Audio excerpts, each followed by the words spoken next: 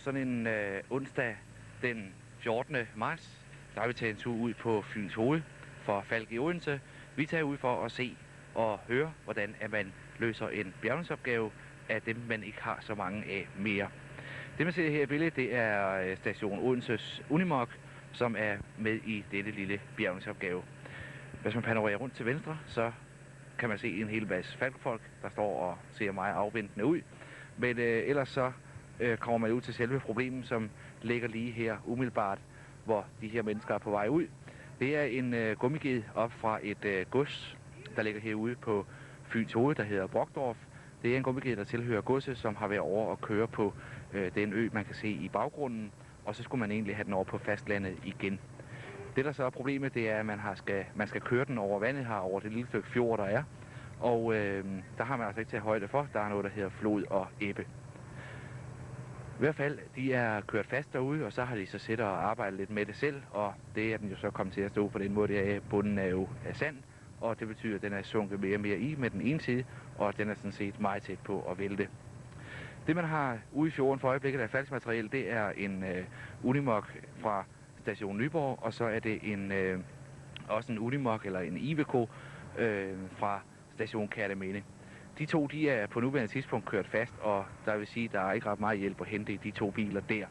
Men som sagerne står lige for øjeblikket, så har man altså Odenses Unimog, som står heroppe på land, og den skal så klare resten. Det, der skete her, det var som en vejer, der sprang, og det har man prøvet en gang før.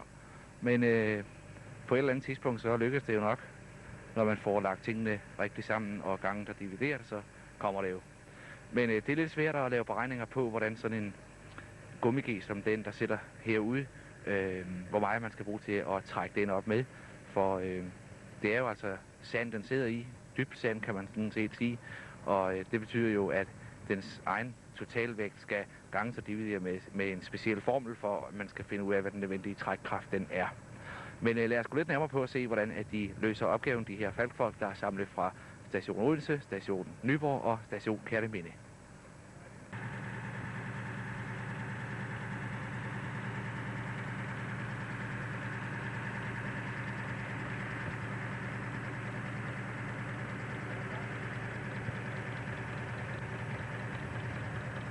Så stopper den vogn.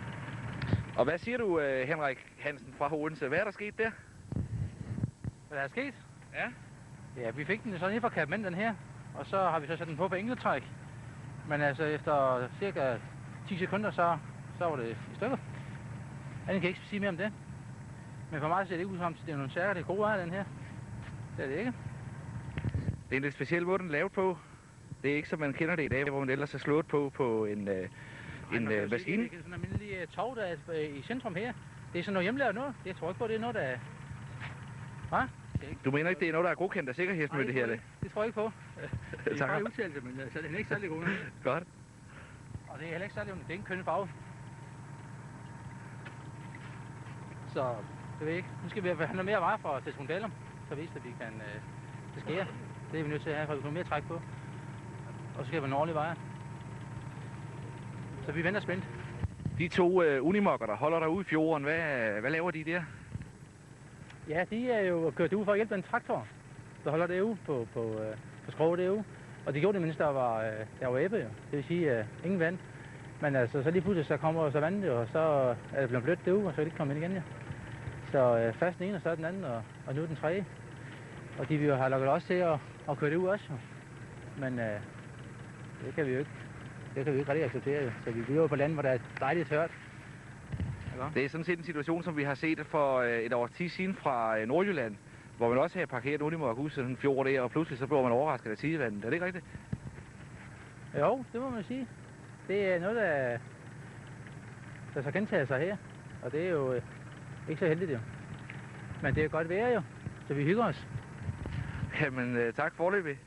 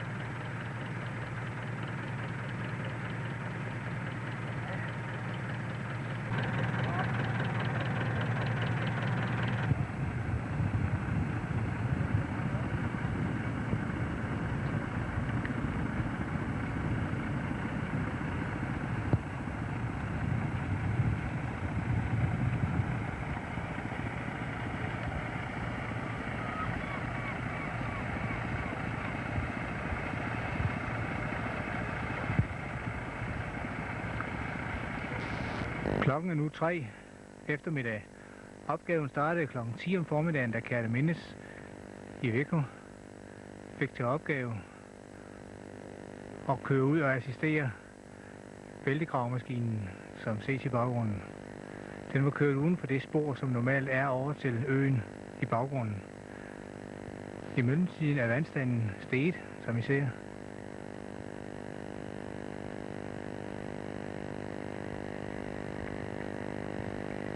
Nyborgs Unimog blev sendt til assistance, og efter at have trukket en gang i Kertemindes i Iveco, gik den under ud, og er i øjeblikket fuldstændig umulig at flytte.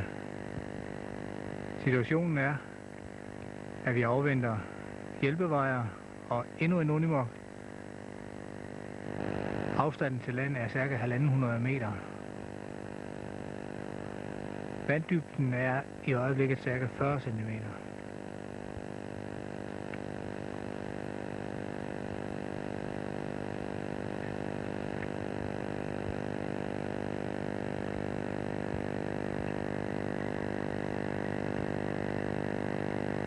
Rederne fra Nyborg har besluttet ikke at standse deres motor.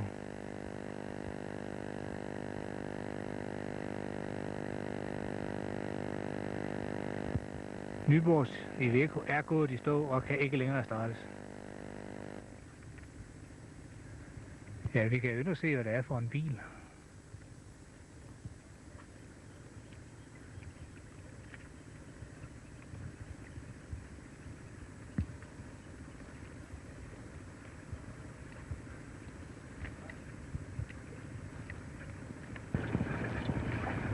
Situationen ser jo ikke alt for lys ud.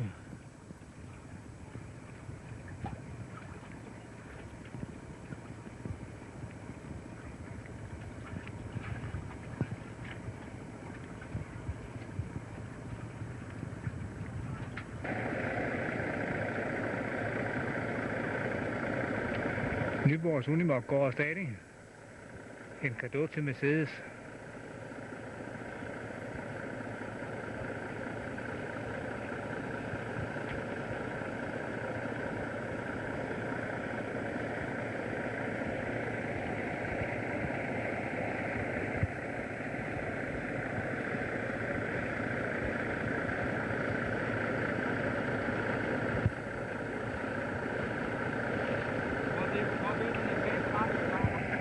Fortvivlet overblik over situationen. Tja.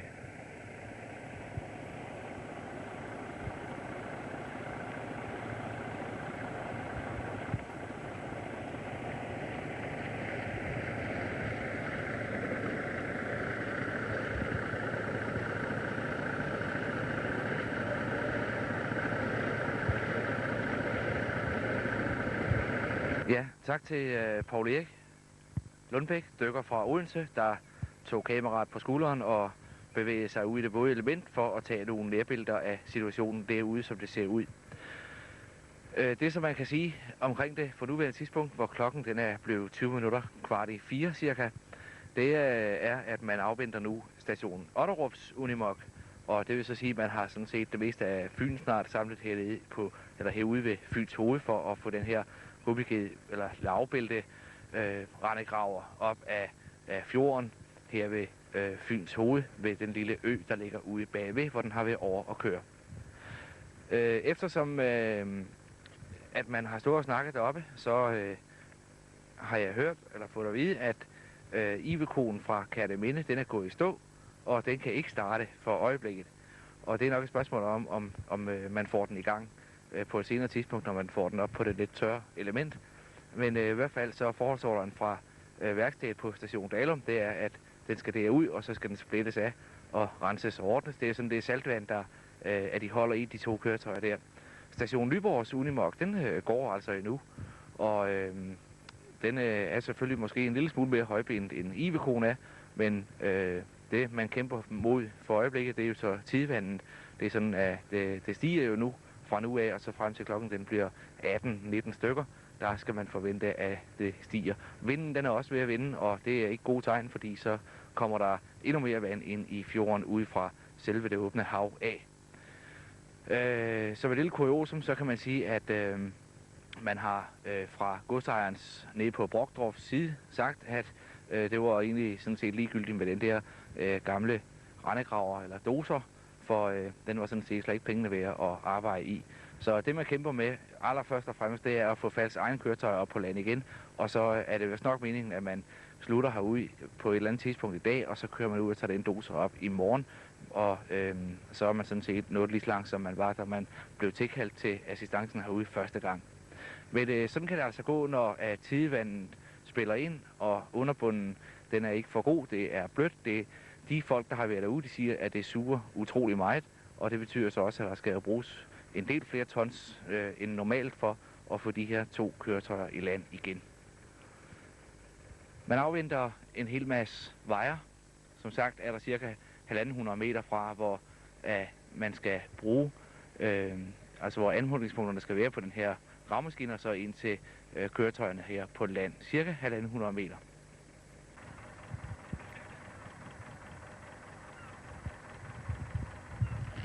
Og som man ser i billedet her, så er der en af fjordens normale beboere. En af dem, der kommer her normalt. Han er ude at fiske lidt. Rygte nogle garn. Og nu skal han da passe på, at han ikke får totalskade i sin kano mod et par kranbiler. Så bliver der en sag for Falk der igen. Det er jo sådan set, vi er kommet ud på et område, der ikke rigtig tilhører vores element i det daglige. Det skulle da lige være dykkertjenesten rundt omkring i landet. Men han ser ud til at kan pale forbi.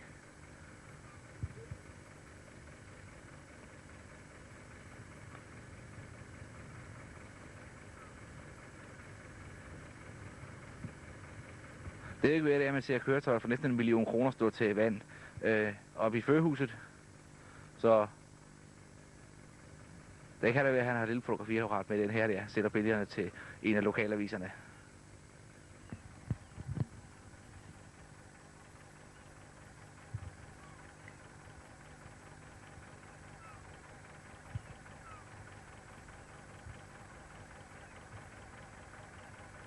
Så er der sket det, at man har fået en hel masse udledningsvejer herud, og det er så afhentet på station Dalum. Det er noget elevatorvejer, som man har liggende derude, og det er jo alt rigtig fint at bruge til netop sådan noget som det her. Samtidig så er Jørgen Sohn fra Nyborg, stationslederen, er ankommet, og skal også give gode råd og vejledning til det her projekt her.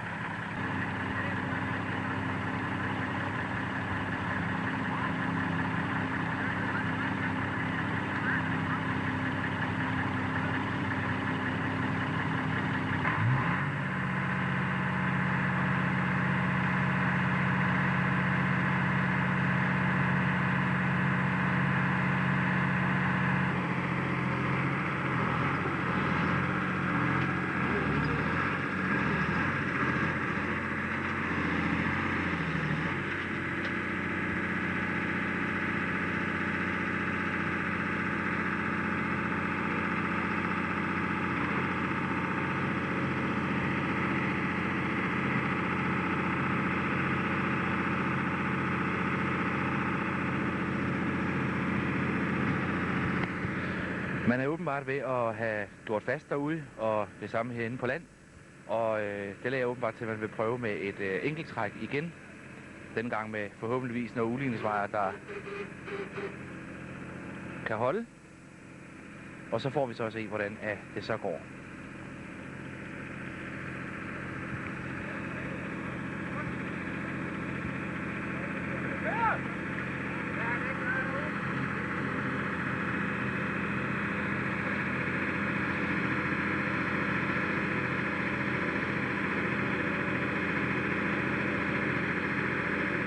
Så skal man lige have udligningsblokken til at sætte sig.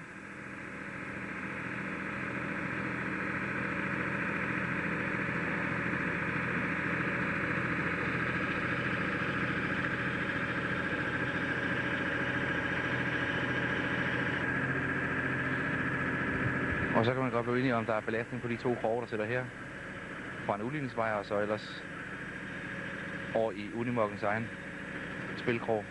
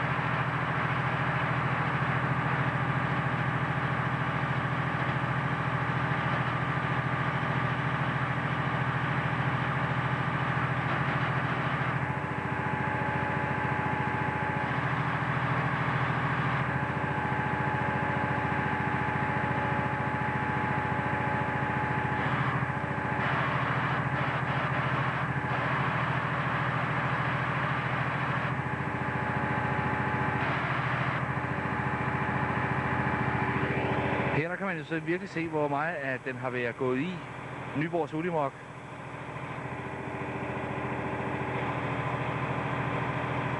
Sandet det suger jo som en sugekop og har holdt den et stykke nede i dønne. Og det er jo sådan set det, der har været det største problem. Det har vi at få den op af det. Men det lærer jo til det lykkes.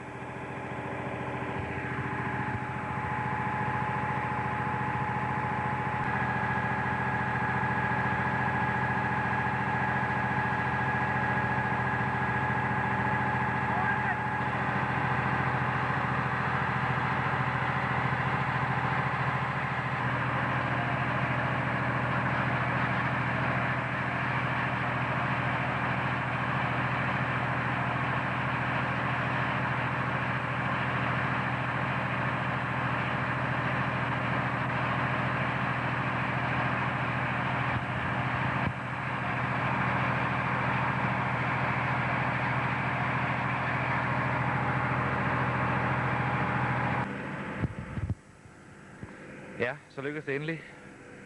Nyborgs Unimog, den kan simpelthen selv køre i land. Det er jo egentlig utrolig flot. Der står med at dirigere her. Det er sådan, der er nemlig åbenbart en lille vej under vandet derover til den her ø her. Og det er altså et spørgsmål om at ramme den rigtigt. Greven på Borgdorf, eller godsejeren på Borgdorf, han har lovet os, at vejen den vil nu blive markeret op, så vi ikke skulle komme ud for en situation som den her en gang til.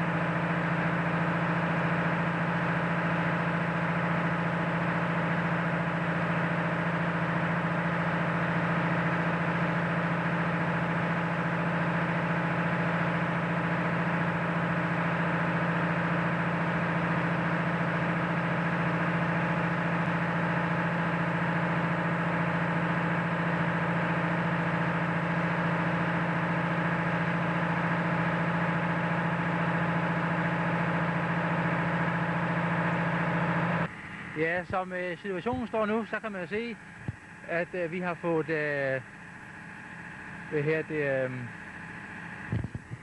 Og hvad er det nu? Hvad er det nu, det hedder nu? Nyborgs Hundemark. Ja, Nyborgs Hundemark, den er jo så kommet op på kørevejen over til øen der.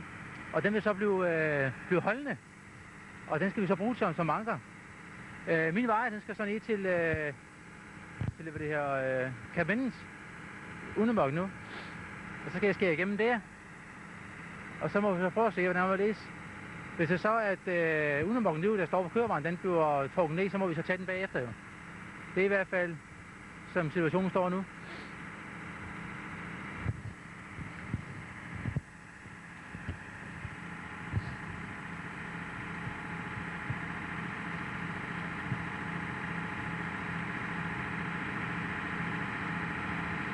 Jeg kan se her, så er stationen Otterup. De har nu fundet hele vejen herude på Fyns Hoved. Det er jo en omgang for deres velkomne. Det her var det, hvis de lige kunne have sejlet over eller kørt over fjorden. Men de har altså kørt hele vejen udenom. Det er simpelthen nødvendigt med sådan en køretøj. Og de er nu kommet herude og skal hjælpe de andre stationer med at løse opgaven. Men hvad man ikke vidste, det var, at man kunne tage Nyborgs Unimark op i et enkelt træk med Odenses Unimark. Det var man ikke klar over, men det blev man så, da man fik prøvet ad. Og det viser så, at det var da heldigvis kun udligningsvejer, der skulle til, så løste man den opgave. Det er i og for sig 3 opgaver oven i hinanden her, hvor man først har taget station Nyborgs Unimark op, og så skal man i gang med Kertemindes. Det er lidt mere problematisk, fordi at den står med bagenden til, og den er gravet godt og vel ned med bagenden, så det vil sige, at der skal altså bruges en del trækkraft for at få den op over det. Man vil ikke om på den anden side af den og trække den, fordi man forventer ikke at kan køre derfra selv igen. Og så er problembarnen så det tilbage, at man skal have den her doser op på et eller andet tidspunkt, og om den overbliver i dag, inden mørket sig sænker, eller det først bliver i morgen igen ved solopgang, det er spørgsmålet. Men det får vi at se, hvor lang tid at der går.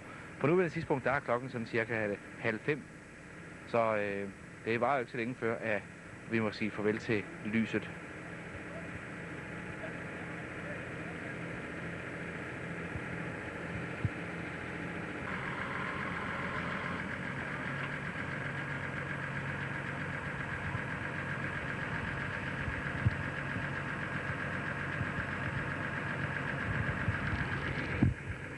En ting, der eventuelt er ved at bemærke, som den opmærksomme seer måske allerede har lagt mærke til, der er ikke en af Falks medarbejdere, der bruger hjelm.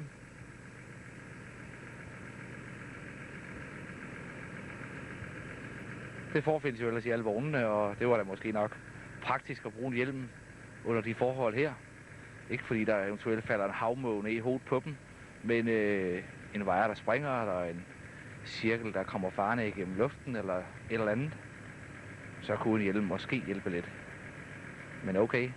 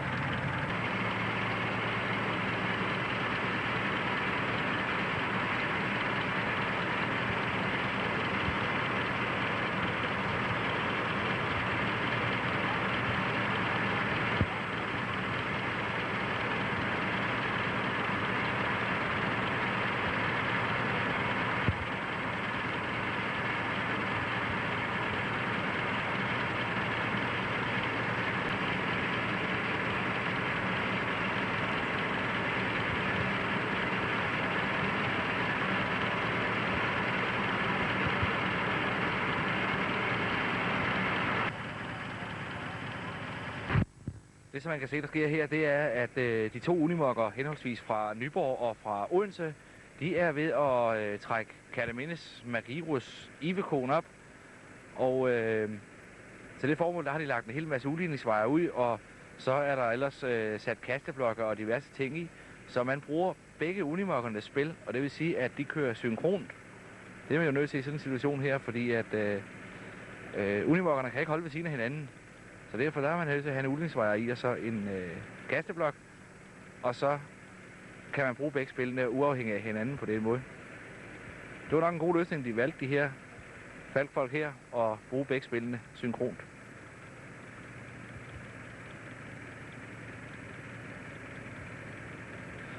Arbejdet er selvfølgelig blevet besværligt gjort af, at det foregår ude på vandet, og det vil sige, at man kan egentlig ikke rigtig se, hvordan de forskellige ting de ter sig.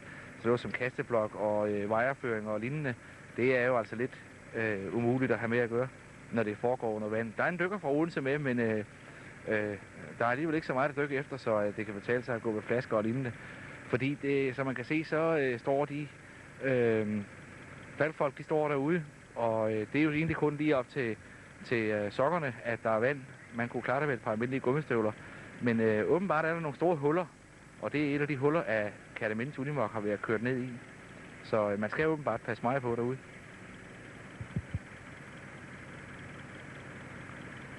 Jeg kan da oplyse om, at på nuværende tidspunkt, der er klokken 5:15.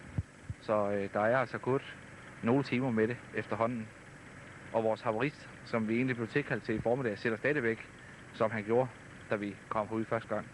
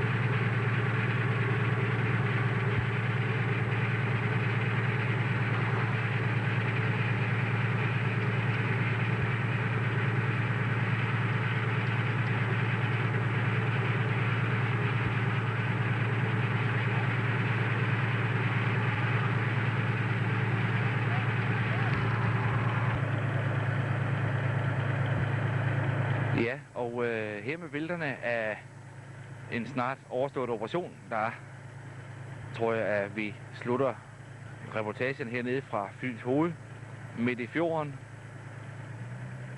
Mørket er så småt ved at falde på her.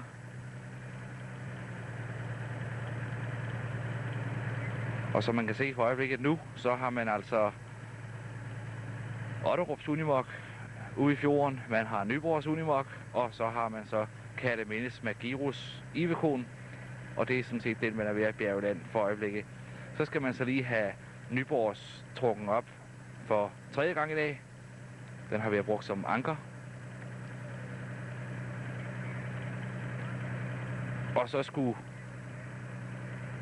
det meste af det være løst, så mangler vi så bare at få haveristen, som vi kom for. Ham skal vi så have op, og efter hvad jeg kan forstå på folkene hernede, så bliver det først i morgen, når at det bliver lyst nok til det igen. Slut herfra, og tak til stationerne Kerteminde, Otterup, station Nyborg og station Odense.